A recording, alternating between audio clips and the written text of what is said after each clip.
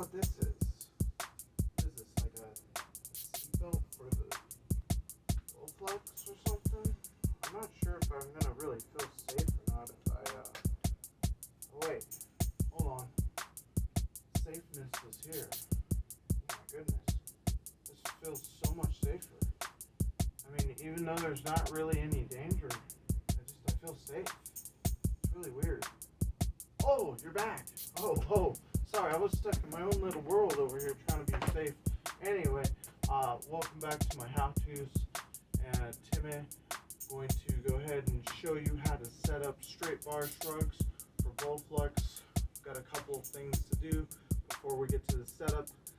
We're going to go ahead and do 3 stretches, and then after that we're going to go for the setup and then how to put it together and step-by-step instructions.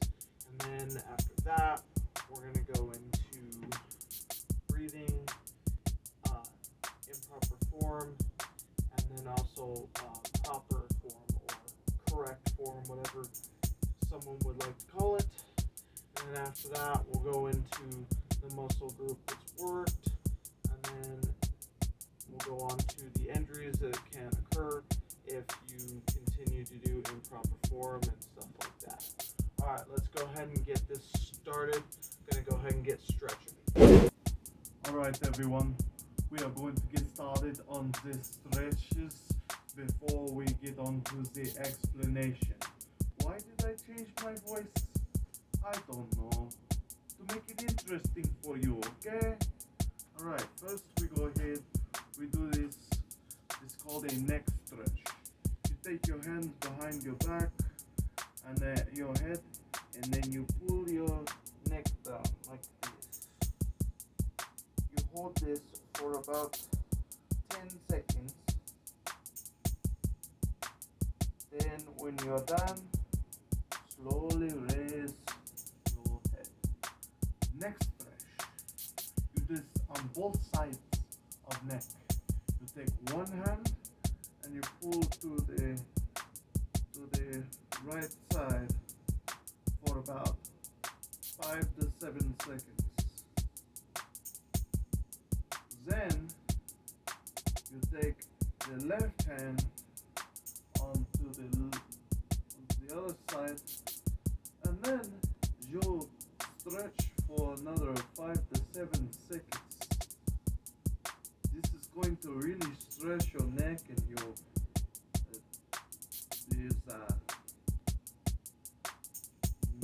everything else.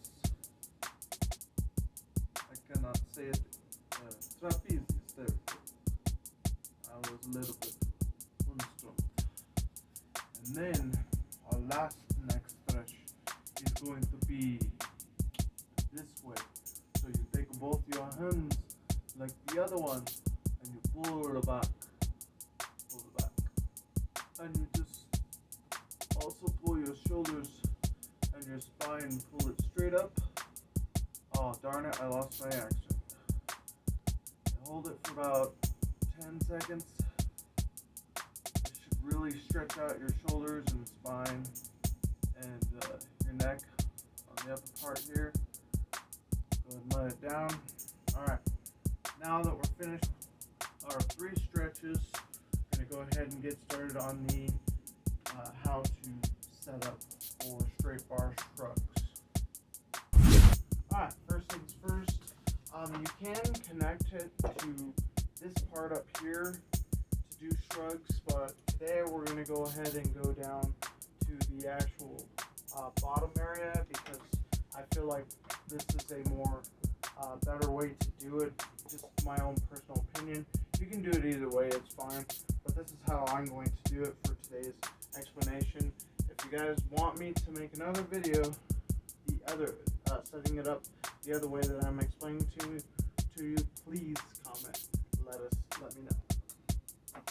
Alright, so I put this clip onto this guy right here, and as you can tell, I have this clip as well.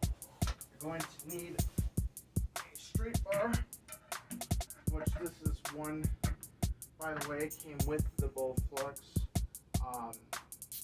And I made these myself. These, I don't know, these straps myself. Put the strap on the bar, flip that onto the strap, and then to the other side.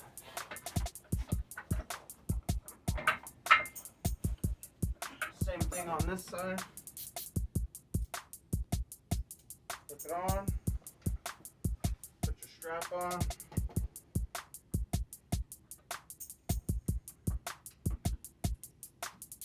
There we go. Now all we need to do is add the weight. So I'm going to go ahead and add our weight. Grab my hook and my cable. Choose my desired weight that I can handle for about 25 reps, or you can handle for about 25 reps.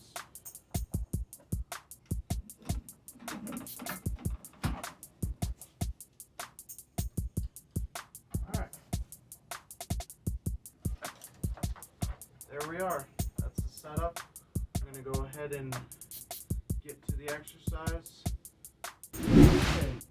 You want to be standing facing away from the rods, straight forward. You want your feet to be about shoulder length away from each other, and then just grab the bar, your fingers facing away from the rods as well, and your hands facing away from the rods. Now, for breathing, when you go up, you want to breathe in, down, out. 2 more times.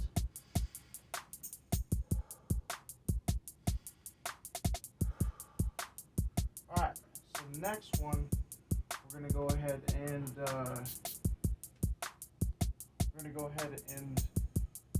show you some improper form that I have seen in the gym personally. Some people, to be honest, I've actually seen them do these few things that are not good. Alright, so first things first, they grab it at 2 different angles, and then they go like this. Now, that for a lot of weight, I can kind of understand, but to be honest, there's a lot of people that deadlift like that with a lot of weight, and you can like pull out your bicep and stuff like that, so we don't want that. We just want a straight like this, both hands facing forward like that, none of this back and forth kind of stuff. And then the other one that I've seen, obviously, is instead of like lifting with their trapezius, they're trying to lift with their body and their trapezius like that. That's obviously no good. That's bad form, bad movement, and you might even have too much weight on there, so you might want to go ahead and lower the weight. Alright, this is the last one that I've seen. Believe it or not, I've actually seen this happen where someone tries to take it up like this one side and then the next side up like that, and then the opposite way. That's, I guess if you want to do, isolation exercises, that's fine, but why did you choose a straight bar? Why did we choose a straight bar if we're going to do both at the same time? Might as well just do both at the same time. Alright, let's go ahead and do it. What you want, look straight forward, pull straight up, let it down. 2 more times, and then we'll fast forward.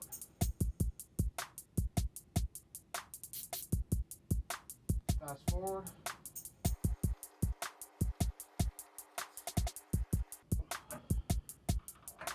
Alright, and that completes this set for the shrugs. Let's go ahead and move on to muscle groups work.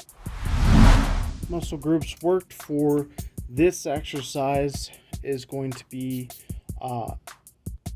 grip strength, wrist, and trapezius and the front. For the most part, you will have a little bit of engagement in the back trapezius. You just won't be to a maximum extent, but you will feel it a little bit. and you might feel just a little bit of tension in your shoulders, but not a whole lot either. Because this is straight, you might feel it a tiny bit in your biceps, but not really, unless you really have a lot of weight in there. And then obviously with any other kind of exercises that you do, your core is always incorporated with that exercise. All right, so first injury on hand here is going to be a trapezius tear, and the tear can occur anywhere in the trapezius, front to back, and this is mostly due to either too much weight or pretty awful form. As you can imagine, this is going to be a very harsh injury, considering that the trapezius is connected next to your neck area and stuff like that, so you're definitely going to have a lot of pain there, front or back, it doesn't really matter. And you might even feel it up in this muscle group here on the top of your chest, and then even a little bit in your shoulders as well. And you'll also be able to feel the tear all the way across your neck as well. So like I said, lots and lots of pain, probably even in the back of your neck. We'll go ahead and move on to our skeletal system. Alright, so not necessarily saying that a muscle tear is going to affect your skeletal system directly.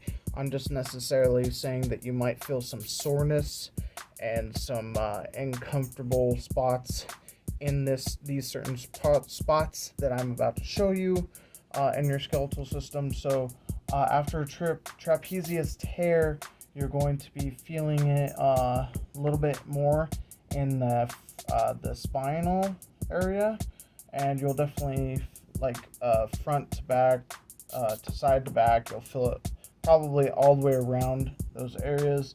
And most likely you'll also be able to have some soreness over here, like I said, in the shoulders, and also a little bit on the sides and back as well. Let's go ahead and move on to our next injury. Alright, on to our next injury. This is going to be a trapezius strain. This is obviously due to overworking and or too much weight, or not a good enough form, or improper form, as some people would say. I would definitely say improper form, but some people say it differently. For the strain, it's going to be a little bit less pain in the muscular system, but you'll still feel it in your trapezius. You'll definitely feel it in your neck a little bit, and you'll definitely feel it up here in your upper chest area, and a little bit in your deltoid on the top part right here as well. You'll also feel a little bit of pain in the back area here for the muscular system, on the back of your back, and then also up here on the very tip of your the back of your back as well. We're going to go ahead and move on to the skeletal system. Alright, so we are on to the trapezius strain. So for this one, it's going to be a little bit less soreness in the bones than it would be for the trapezius tear, just because it's a little bit slightly less, but you will still feel pain and in your skeletal system of your spine, front, side, back, and then around this top part area as well. You may not be as sore, but you will still feel some soreness and discomfort in those areas. As far as recovery time goes for the tear, the recovery time is going to be at least 6 to 13 months, maybe even more, depending upon how bad the tear is. And then for your strain is going to be about 6 weeks to 3, maybe even 3.5 months at maximum. It kind of just depends on what kind of a strain you put on your trapezius as well. And of course, this is always talking with your doctor and see what your doctor says. So just letting you know about that. Come on! What are you doing? Get in the chopper now! Come on, there's no time for seatbelts! What are you, stupid or something? Ah! Oh, you're still here. Well, thanks for watching. I truly appreciate it. Watching all the way to the end. That's really great and awesome. If you did, however, make it to the end, please leave a like. Also, leave a comment as well. Doing the best I can to make the videos better. If you can't tell, bought some new sound effects for the videos and stuff, so hopefully everybody's been enjoying those as well. Like, subscribe, grab life by the horns, and as always, unleash your inner bull.